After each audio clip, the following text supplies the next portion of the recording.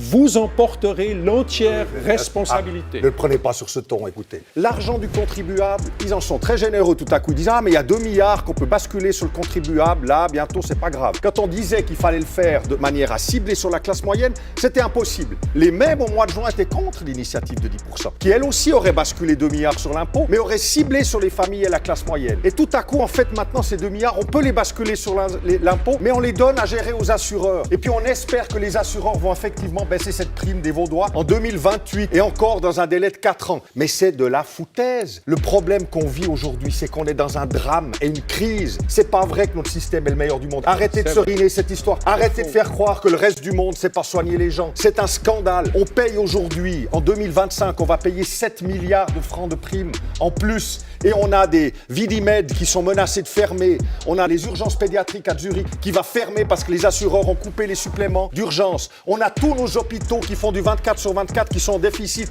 Mais on paye 7 milliards de plus parce que personne ne sait où va cet argent. Et avec EFAS, vous continuez comme ça. C'est plus possible. Vous devriez nous aider à convaincre les cantons d'augmenter la réduction des primes directement, de manière transparente, auprès de ceux qui souffrent. Et la deuxième chose, c'est effectivement de reprendre un peu le contrôle sur ce système en mettant un acteur d'intérêt public, un vrai acteur d'intérêt public, et en prenant en compte un petit peu mieux le revenu dans la prime.